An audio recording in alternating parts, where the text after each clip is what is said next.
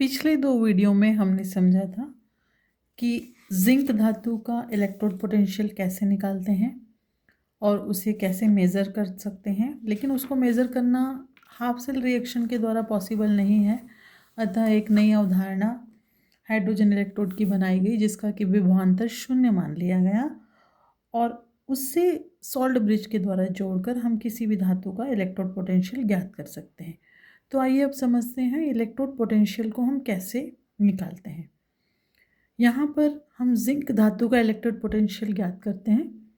इसके लिए हमने हाइड्रोजन इलेक्ट्रोड को लिया है एक तरफ और एक तरफ हमने जिंक धातु के रॉड को जिंक सॉल्यूशन में डुबाकर एक इलेक्ट्रोड का निर्माण किया है। उसको हमने एक सॉल्ट ब्रिज से जोड़ दिया है, साथ में एक प्लेटिनम की तार को वोल्टामीटर से जोड़कर उसे जिंक रॉड से कनेक्ट कर दिया गया है।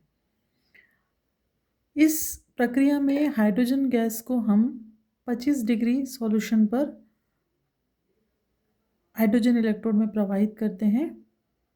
अब जिंक धातु की प्लेट को 25 डिग्री सेंटीग्रेड पर एक जिंक आयन के ही सॉल्यूशन में डुबा दिया जाता है और इसे एक वोल्टमीटर द्वारा एक मानक हाइड्रोजन इलेक्ट्रोड से हम कनेक्ट कर देते हैं।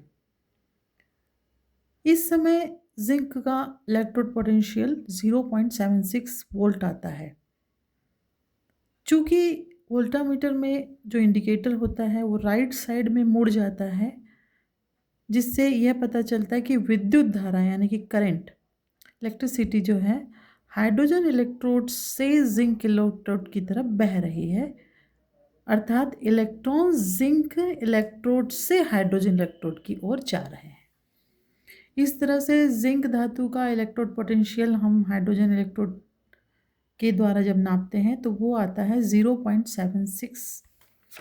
हाफ सेल रिएक्शन इस प्रकार होती है। Zinc solution, zinc solid zinc ion में कन्वर्ट होता है, 2 इलेक्ट्रॉन त्यागता है। इस 2 इलेक्ट्रॉन को हाइड्रोजन अवशोषित कर लेती प्राप्त करती है और हाइड्रोजन गैस का निर्माण होता है। ये 2 हाफ सेल रिएक्शन मिलकर पूर्ण सेल रिएक्शन इस प्रकार होता है, जिससे कि हम जिंक धातु का स्टैंडर्ड पोटेंशियल 0.76 निकाल पाते हैं।